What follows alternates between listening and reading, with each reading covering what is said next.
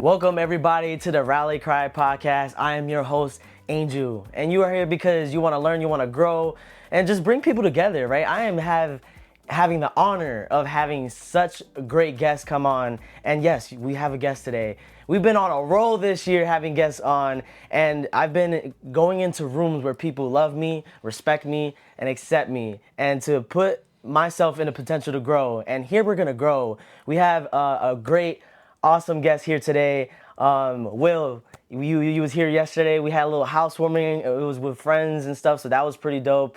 And today I want to talk about you and everything that you do. You got a business called Willful Change. Yes, which Willful Change. I love it because it's within your name. Yes, And you're yes. all about leadership, right? And so many more than that. And I want to start with where it all began. But before we get there, I want to break the ice with you. Is that cool? Let's break the ice. All right, let's break the ice. So we got the communication card game on deck. Get it? Because it's a deck. I love it. I love it. Pun intended. Yeah, right. Pun intended. So we're gonna break the ice, guys. If you haven't got your Enough Said icebreaker game, you could do so. Linked in the bio. You can also follow us on Instagram, and the link will be there as well.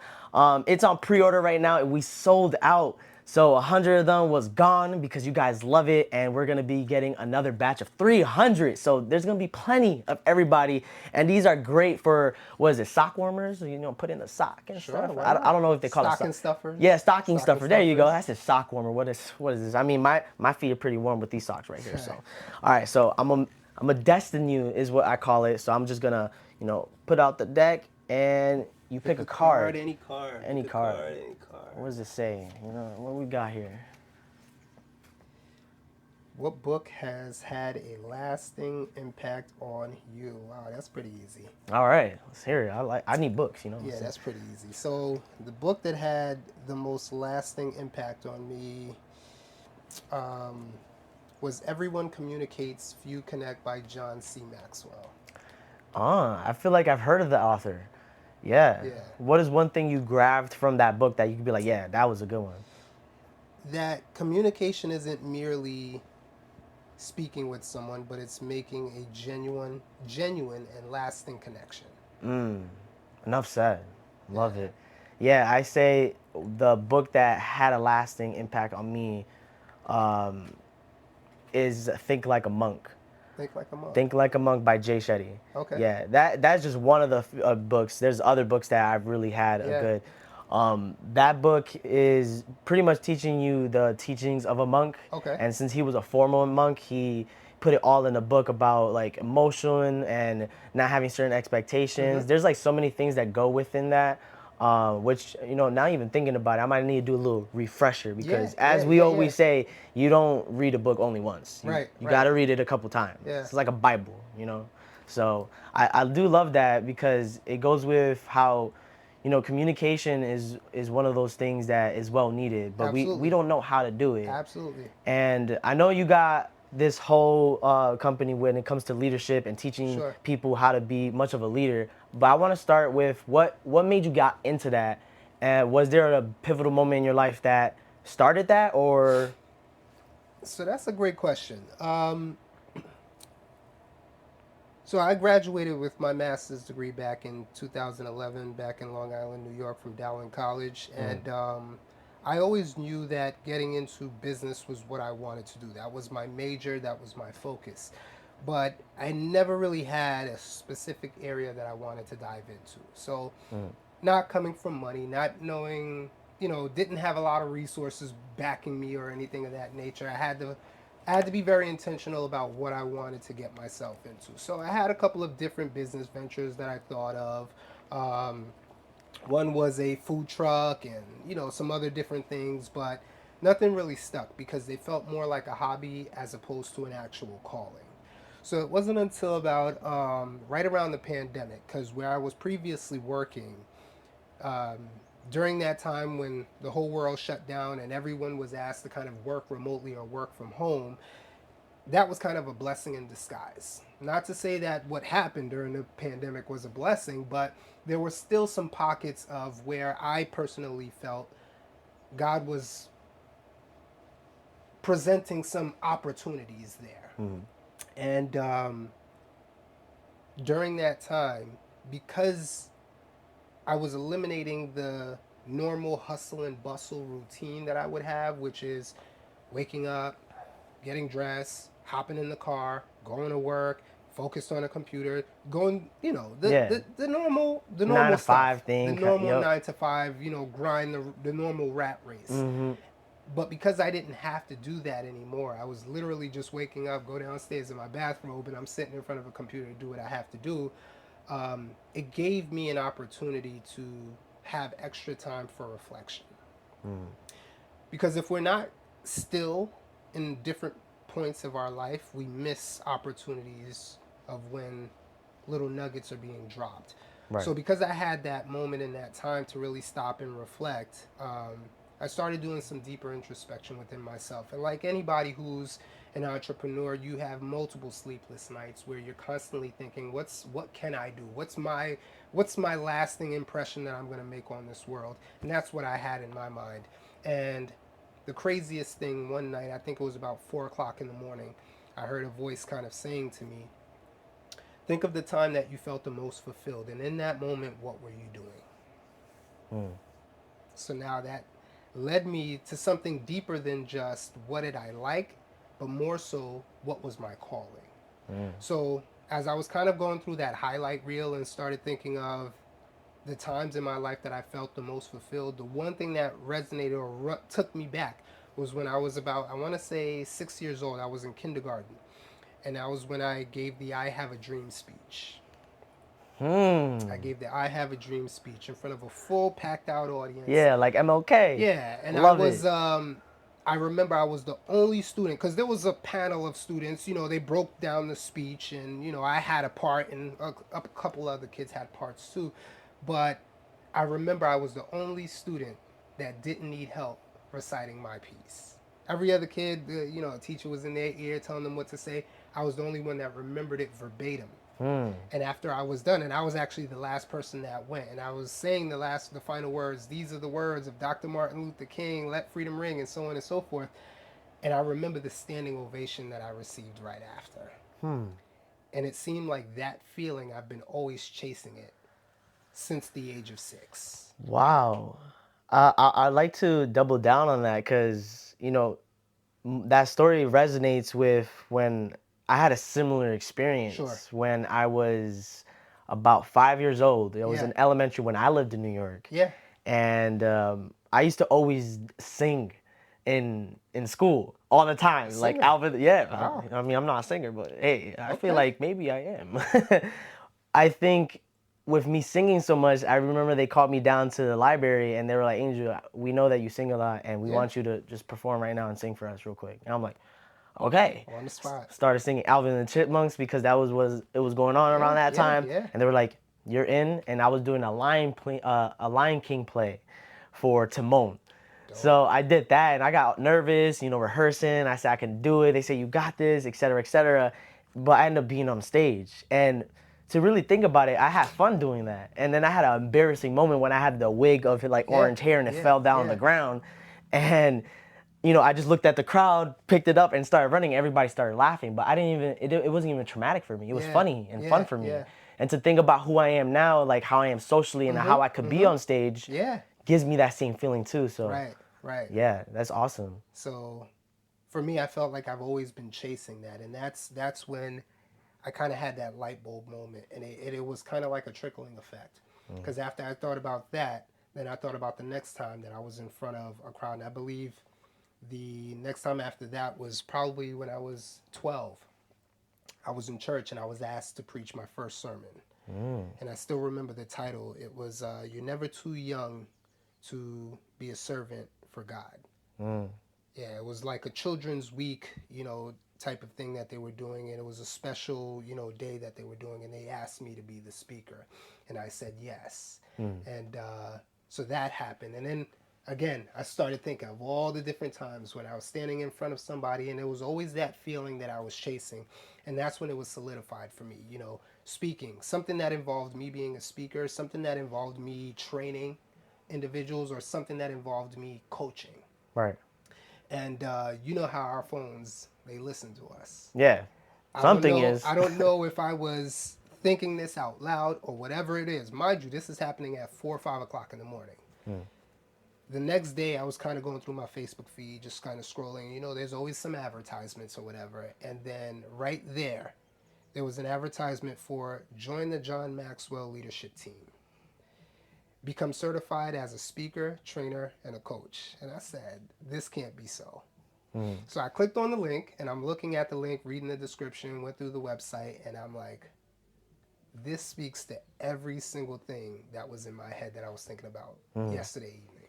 Right. I was like, this is so crazy. So I started reading up on it and, you know, looking at what the process looks like, what I need to do, what's the investment, so on and so forth. And after reading it, I said, I think this is it. I think this is what God is telling me. So I prayed on it. And I sought counsel from three specific people. So one was a friend of mine. I reached out to him and I asked his opinion. What do you think? Do you think this is something that I would be good at? He said, listen, you have my full support. Second person I asked was my wife. I said, what do you think? Do you think this is something that I would be good? She said, yeah, I definitely can see this for you. The third person was my former pastor. I reached out to him, and this was kind of like the icing on the cake, because when I reached out to him, I gave him the breakdown and said, I would like to join something like this. It's by John C. Maxwell. I could become a certified trainer, speaker, and a coach, so on and so forth. And he said, brother, I support you 100%. I'm going to tell you why. I said, why is that? He said, because I'm a certified John Maxwell team member. What? I said, wow. Wow. You can't say that's closer to God in any way. Listen. What? Once he said that, I said, all right, it's solidified. It's wow. solidified. So, and you prayed on it. And I prayed on it. So once I got that confirmation from all three folks, I said, all right, I'll move forward with it. So I believe it was like the following day I made the phone call. I think it was around August 28 or so. I made the phone call, spoke with like an advisor from the group or whatever, and they mentioned how much it was going to cost, you know, to actually get enrolled and the certification for the lifetime certification, and it was pretty hefty. I bet, yeah. And I've never spent that much on myself.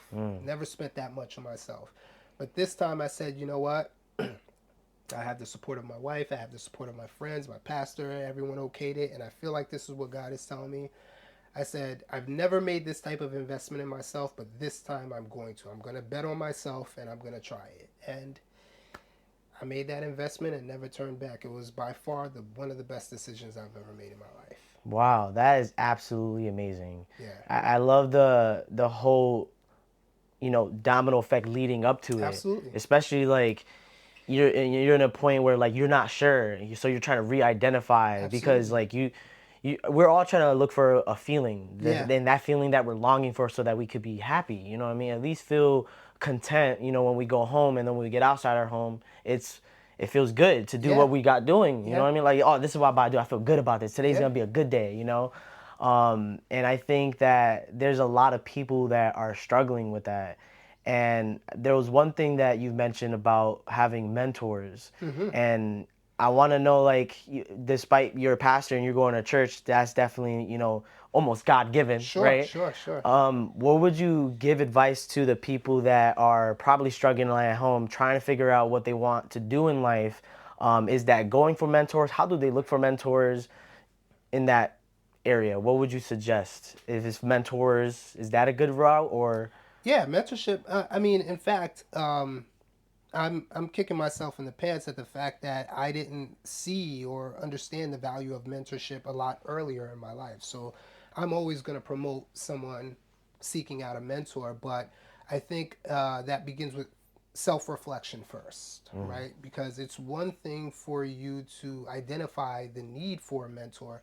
It's another thing to be able to find the right mentor. Right? Because if I understand myself, my personality type, what I respond well to, the type of mentorship that will motivate me, as opposed to the type of mentorship that would demotivate me, like, you have to know these things in order to be able to be strategic of who you're selecting. Because it's not everyone that wants to help you that you should take help from. Right. You understand what I'm saying? Absolutely. And this takes me back to a specific example where a former supervisor of mine, love him to death, love him to death. He actually holds a very special place in my heart, um, at the fact that there was a specific time in my life where he played a very intricate role. I would even say was my guardian angel, so to speak. Um, but his style of motivation didn't work for me. You understand what I'm saying? And a person can have, because a mentor is someone who, in a sense, has influence over you. Right. But not everyone who has influence over you can have influence in every different aspect. Totally agree. Because there were times where, because the position that I held that he was my supervisor for was a sales position. And he had this very sports coaching mentality where it's like, I'll beat you up until how Yeah. coaches are. They're very hard on their players. I don't respond well to that. In fact, I shut down when that happens. But he didn't know that. Right. Because while we were out there, we were doing a ride along, and he was kind of breaking my balls and come on, man, this is what you're bringing to the table. Like, come on, man, let's get this next one. I don't respond well to that. But if I didn't understand myself, I probably would have seen him as the ideal mentor. That's so true. Find myself stagnant because because the connection is wrong. Does that make sense? Absolutely.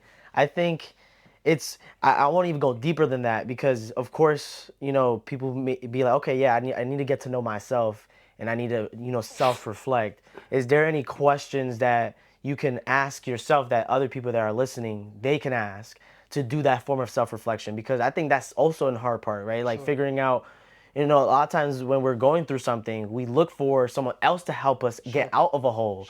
But usually we have to get ourselves out of that hole. And then from there, then that's we can like find, metaphorically speaking, a car to hop in and get in and go where you got to go. What would you say is that question that you can ask yourself for self-reflection? I would say for me personally, the first question you could ask yourself is, where are you going? Because if I'm not clear on where I want to go, it's difficult for me to find the right person who's going to help get me there. Right. Because once I have a focal point, I can start assessing what are the steps that I need in order to get there. Right. Right? So it's starting out with a vision, right?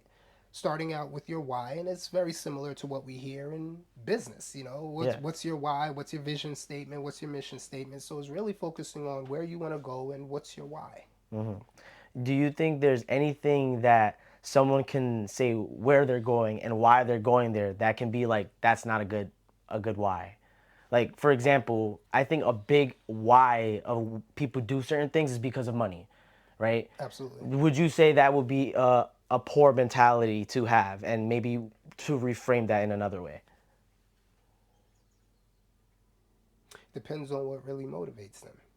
If the money is what they're chasing, I may not necessarily agree with that, but Yeah, if that's your why, that's your why. Right. Because it's the why that keeps you going. It's the why that wakes you up every morning to keep doing what it is that you do. See, my why for becoming a leadership trainer, speaker, and a coach is because I want to be that support system that I didn't have when I first got into my first leadership role. I want to make sure that entry-level supervisor, that mid-level supervisor, even that senior-level supervisor that doesn't feel that they can go to their supervisor to get that level of support is getting the resources from me through my trainings, through my coachings. Right. That's what wakes me up every single time, despite how I feel. I'll do it for free. Scratch that. Don't tell anybody that. But in all reality, Right. Yeah. I can do that for free. I have no problem because I feel so fulfilled. Looking at it from the other standpoint, if money is your driver, like I said, I may not necessarily agree with that ideology, but if that's your driver, then that's your why. Yeah. If it gets the spark going, then cool. Hopefully, I support it. Hopefully, that's what leads you to that goal. As long as it's genuine and it's your truth in that moment. Right. Because it might change. That is true. It might change. See, willful change. There There you see. Come on now. There you go. I love that because I think that's a good way to put it. Right. I think when it comes to goals, we think that they may never change. And like I am a pure example of my whole goal changing, right? Going from building construction, Yeah. finishing with, only 2 classes left that semester, and then I double majored that same semester for Sure. an extra year to go into psychology. And now, have the podcast, have this whole business with the card game, something I've never would have, thought. And Right. I think when it comes to trying to change those goals, I think people can also get stuck in that. And in that moment for you, like you was doing your, regular 9 to 5 kind of job, Sure. and you was going through that change, you know, and I know you mentioned about like, there was a moment when I was going for my mentorship, there was something that I was getting from the leadership thing. Sure. What would be that one thing you wish you did have that would have probably maybe accelerated you more or made you better? Someone that had a vested interest in me, a genuine vested interest in me. Because it seemed to me that my value was only based on what I was able to give them. Right.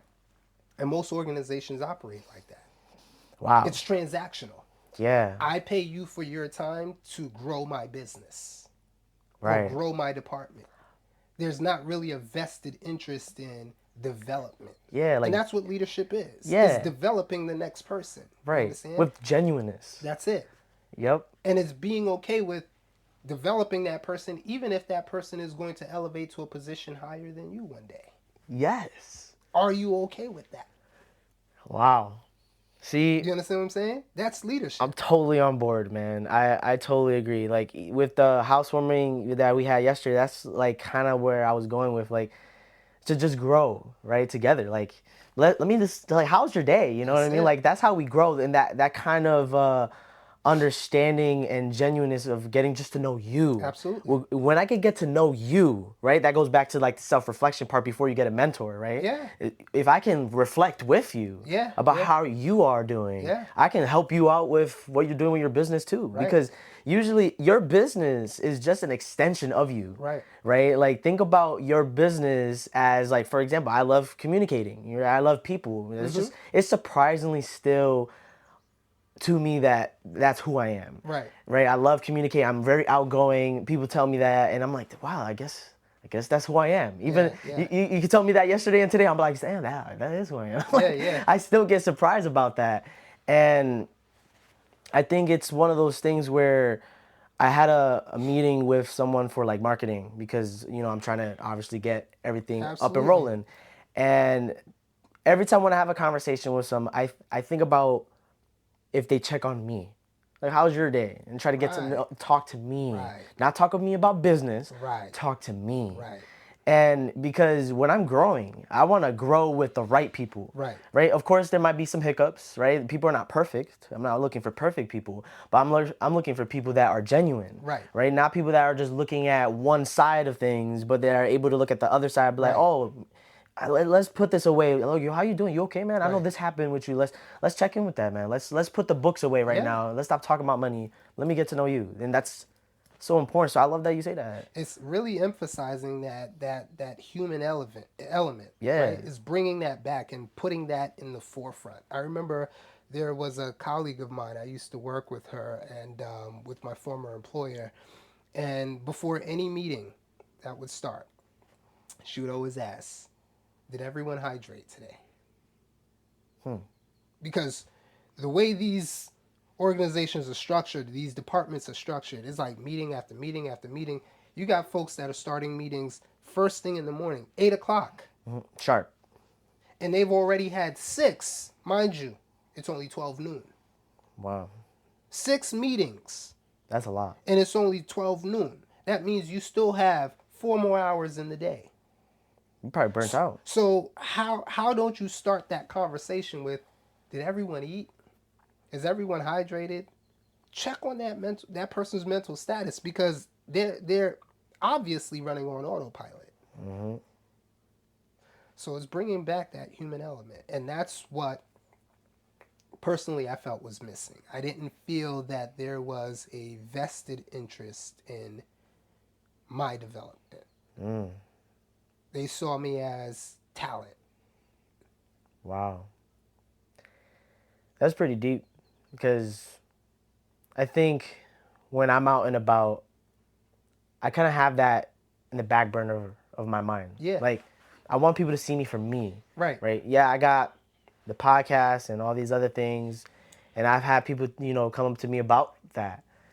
But I think the most important thing is seeing me for me and how I went and did this, Sure. rather than Sure. what I'm doing with Sure. it, Sure.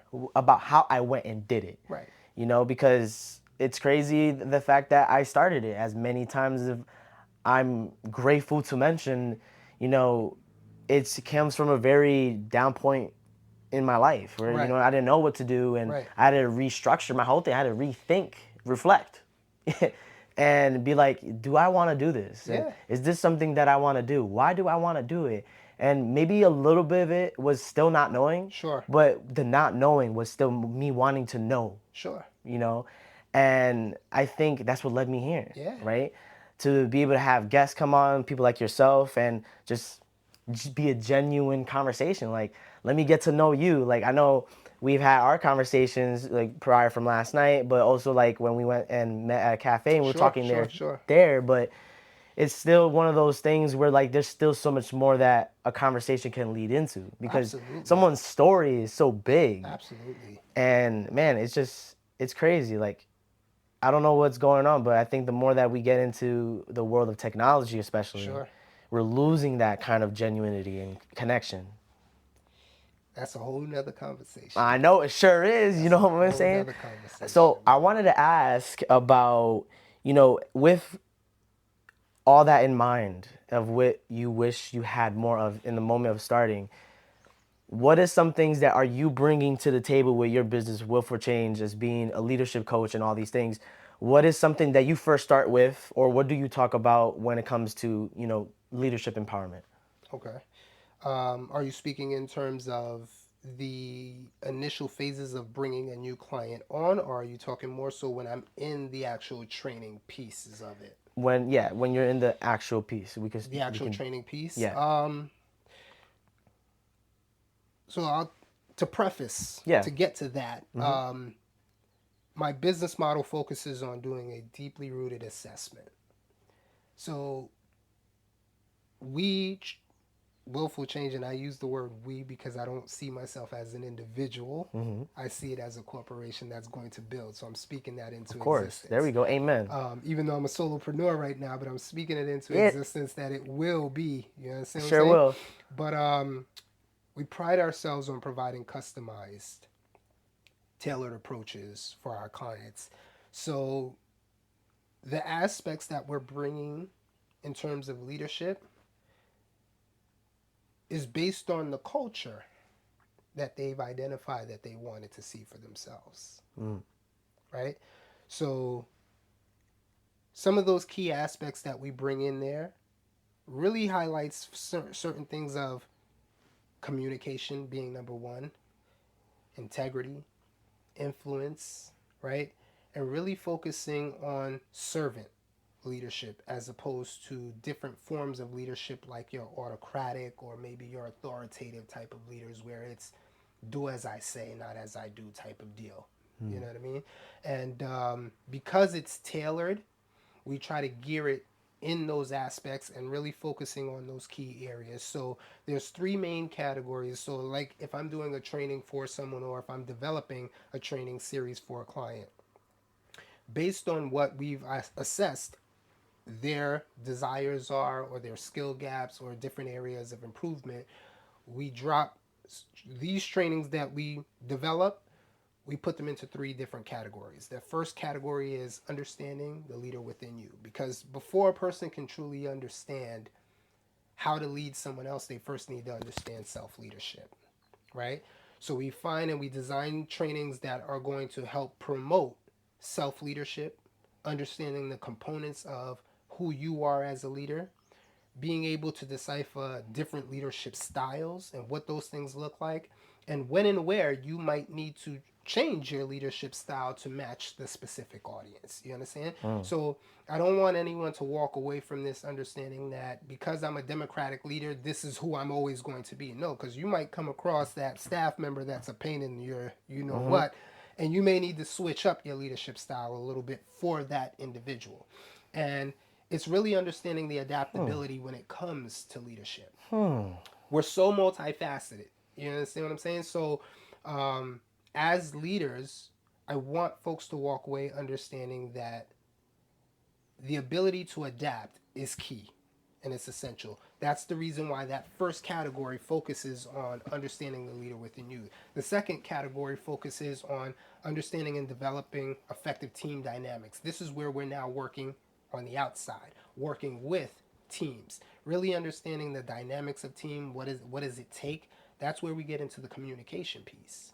That's when we focus on how to effectively communicate, different motivational strategies and different ways on how to use influence, right? Because leadership is influence in a sense, being able to shape a person's behavior, their thinking, their work ethic to get to a common goal.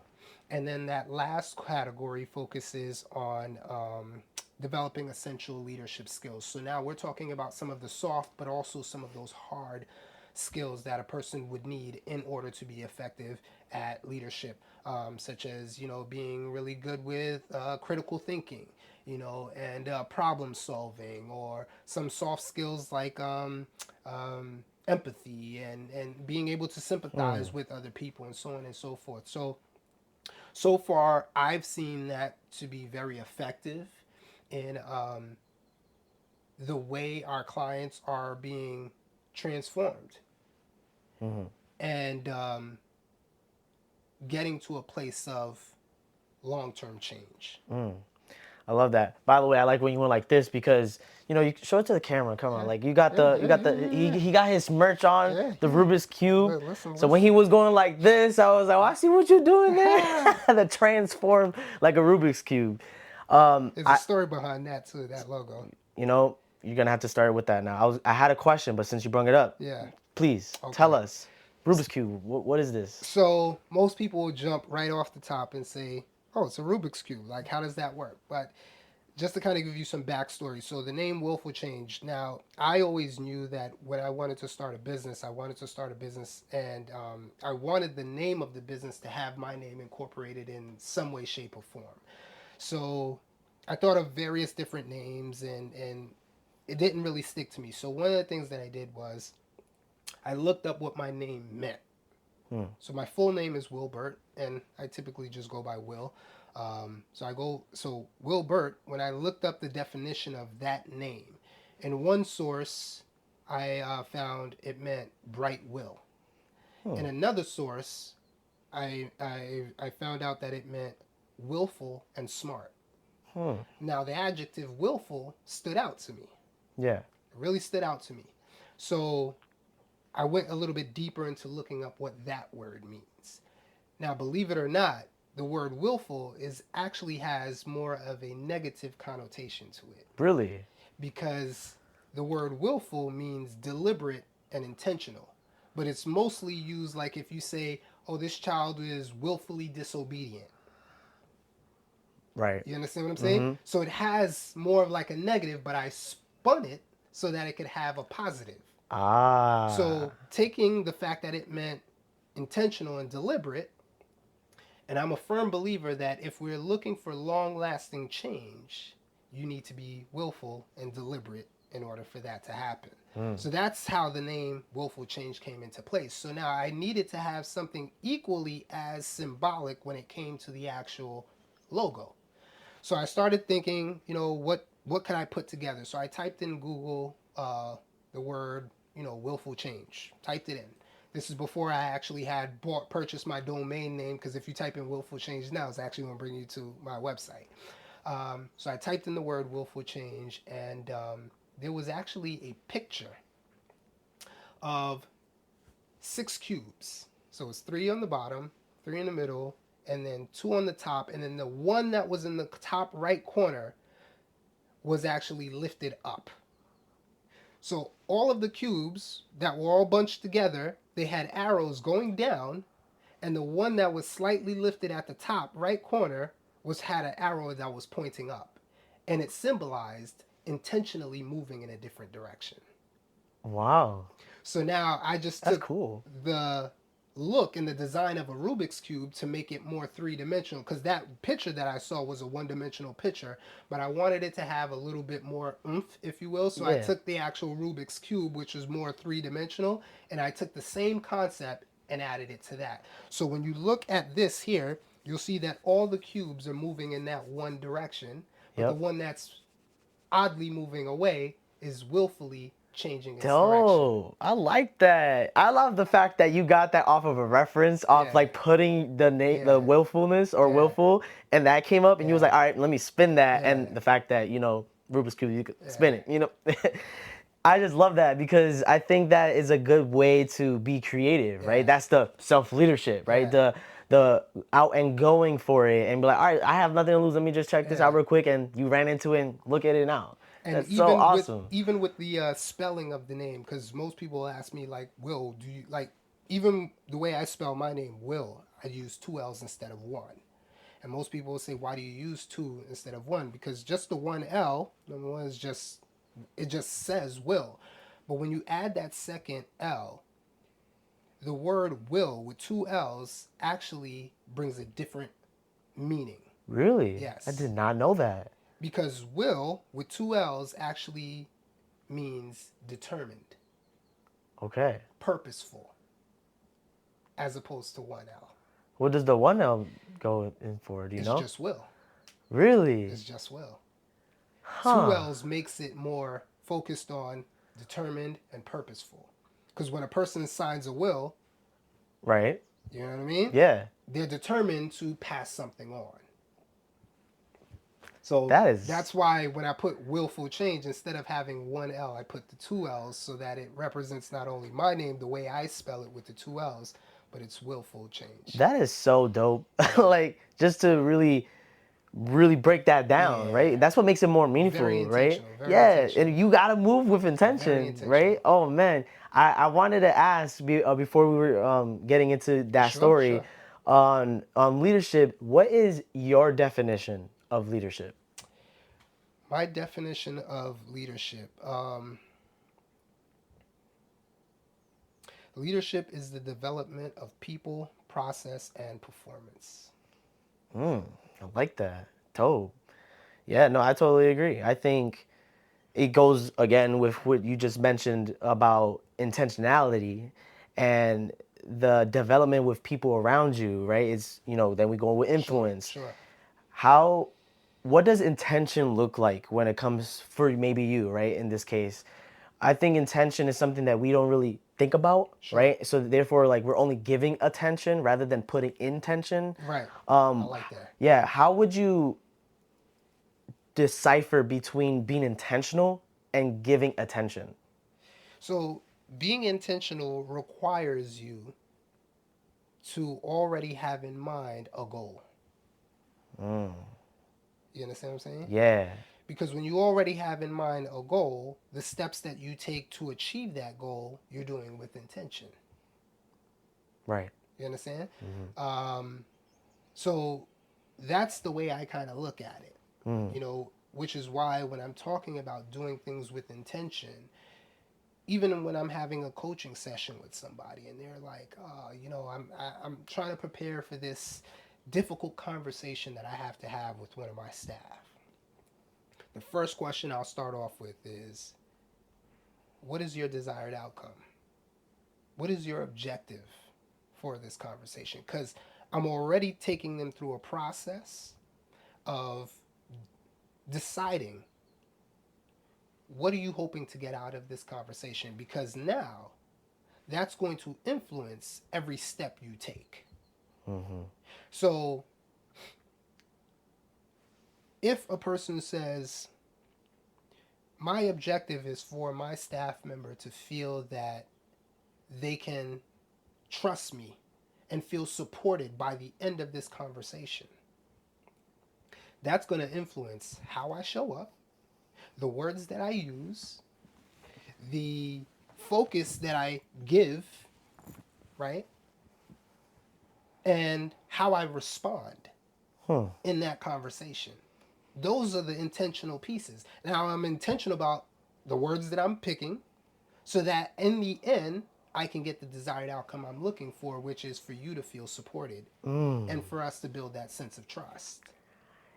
I love that. And while you were saying that, it was making me think about how intentional or having intention is almost knowing when something is coming, rather with attention is just see when it's coming. Right. You know, like think about like incoming, Sure. intention, Yeah. right? Intention. Anticipation. I'm anticipating something Yeah, that's yeah. coming So it's as like opposed to just waiting for it to happen. right. So Yeah. it's like the attention is like when it's you're waiting for something to happen. You don't know what it is, Yeah. but you're just like, hey, I know I'm prep. aware. Yeah. Prep. But with the intention part is like, oh, I know it's coming because the weather or however metaphorically you want to put that. Right. But no, that I think that is definitely, well said because I think a lot of times people are paying more attention to the things Sure. that they do, right? I think when it comes to certain conversations where the stakes are high, they don't know how to address it or anything like that. They're paying attention more to how they feel and Sure. more of like what they're doing. But then they don't go back deeper than that with intending of what they're trying to get out from that. Right. What would you say is one of the primary things that your clients probably come to you about? That depends. So you speaking in terms of coaching or training? Coaching. Coaching, well, the organizations that I've been working with, I'm seeing a pattern. I'm seeing a pattern because I've had the honor and the privilege of being able to convince my clients not to simply see or not to simply hire me for mid-level management. They see a need for intentional change to happen from the top, starting with the CEO, all the way to your entry-level supervisors. So I'm seeing a mixed bag, but some of the more common themes that I'm seeing is around communication, time management, how to manage the daily hustle and bustle and things like that. So it's really kind of falling into those same three categories, managing former peers, things of that nature, because again, the resources are very limiting. Yeah. Very, very limiting. And I think because I came from that industry and because of my experience, which I had some good experiences working in nonprofits, but I also had some not so good experiences. But those not so good experiences shaped and molded me to be prepared to speak with authority in these areas where folks need the most help. Because the types of trainings and stuff that I'm putting out right now, and that's not to speak negatively about any other training aspects out there, but I personally feel what gives me that value proposition in a sense is that in my trainings I make it very interactive, but I also inject myself into the training. So as I'm sharing with you principles or best practices, I'm sharing how that applied to me. And how when I didn't have it, this is what happened, and when I now have it, this is what happened. Right. You understand what I'm saying? Yeah. So I'm able to share with them different ways and strategies because I went through that. Right. It's like showing you what to be able to teach. I'm sure you have to show them what is now appropriate to what is appropriate because that's the only way that people are really able to decipher, right? That's how we know what's good and bad, right? When we see both, and that gives us balance. And it makes it a reality. It makes it a reality for them. Yeah, they like can authentic. Relate. Yeah, it's authentic. They can relate to it, right? Because they hear and they see someone. Because oftentimes people will just tell you this is what you need to do in a training. Right. You ever go to a training and they tell you, okay, you got to change this, you got to change that, you got to do this, but they don't tell you how. Exactly. They do that in schools too. They tell kids to pay attention, but don't show them how to. They don't show you how. Yep. Under what think of the different circumstances, because And nowadays, when you put the social justice aspect into it, you know everyone's experience is going to be tailored differently because of, you know, how they identify and different, you know, aspects of their life that has shaped and molded their experience or how they experience life. When you're able to bring those experiences in and use them as examples and align that with the how, now it makes the what doable. Mm-hmm. Make sense? Totally agree. Yeah. It makes the what doable. So when I'm telling you, you need to kind of go through this thinking process in order to solve complex problems. When I'm able to put my story of how I had a complex problem and this is what I did, now it's relatable and now you're able to apply. Make Totally. sense? Absolutely. Yeah. Yeah. No, I hope everybody is, getting, these are all gems right now, right? We're even getting the inside of like how he grew his business and how it just came from his willful change, right? The fact that his name is Will. So There that's you even go. more There you wholesome. I go. love There you go. it. I think, we have some listeners here that, some of them may have businesses, Sure. and then some of them don't have businesses. So going from much of what you've mentioned, it sounds like you have some clients that you work with, like CEOs, and they Sure. have these Sure. big Sure. businesses that going on with like many people in the workplace. Do you also work with like individuals, or are you just with business and like commercial work? So my trainings, I would say I target nonprofit organizations, right? That's where I feel that I can add the most value. Right. You know, because you know how they say you can't help everyone, right? Because oftentimes we want to go out there, put our hand in everything, and never say no to anybody that comes with some money and say, hey, can you do this for us? There's riches and niches, right? So I try to Wait. focus. Say that again.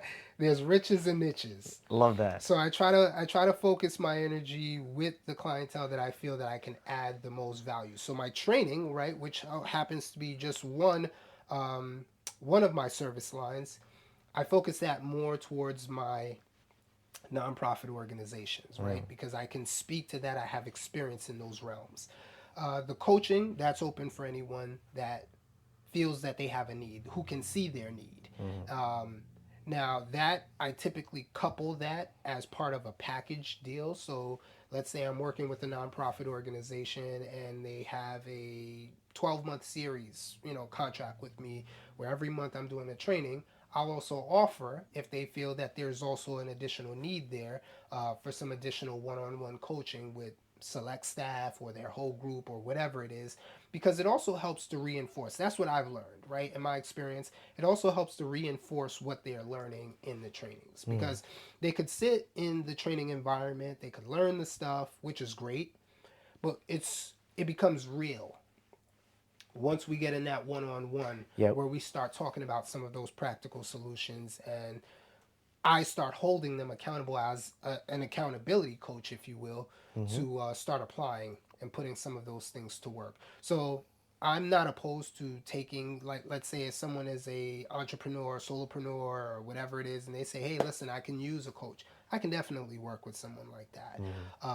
You know, I have a small family-owned uh, videography business based out of Chicago, a friend of mine, and I actually met them through a sales training that I was taking, and they reached out and said, "Hey, listen, I can use some leadership training." So I'm actually going to be working with the wife of that of the husband who owns that company, where I'm going to be doing some one-on-one coaching with that person, you know, and kind of coupled training, if you will, Yeah. with that individual and effective communication. So um, I I'm open, but one of my main criteria is that person seeing their own need. I won't force you to. Yeah. If I have to sell you on seeing Right. your need for growth and development, you're Yeah. not. You're Goes not. back to what you mentioned You're about the not my self client. reflection. Yeah. Do your Yeah. self reflection first and then Yeah. come with the intentionality of what you're Yeah. coming here for. You're not my client. You're not my client. I'll refer you out. Yeah, right. No, I think that's fair because Yeah. it's true. You can't. I'm not here to influence you to leading to what you know you No. No. should No. No. already better for yourself, right?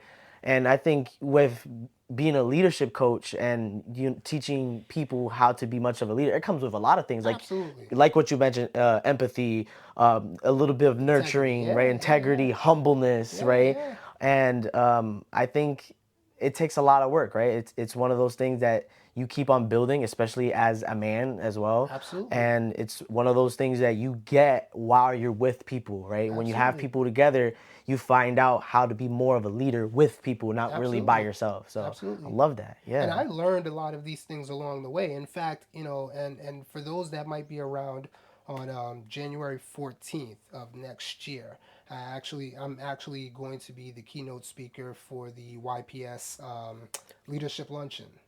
Leadership luncheon You know, at since 12 o'clock. since we're talking about that, my friend, me here is a board member Awesome. of YPS. So Awesome. Awesome. shout outs to Kara Bombard Yes, and indeed. Yes, everybody indeed. else. Shout out to Kara. Yes, Shout so out I to will be Kara. looking forward to that. Yeah. Absolutely.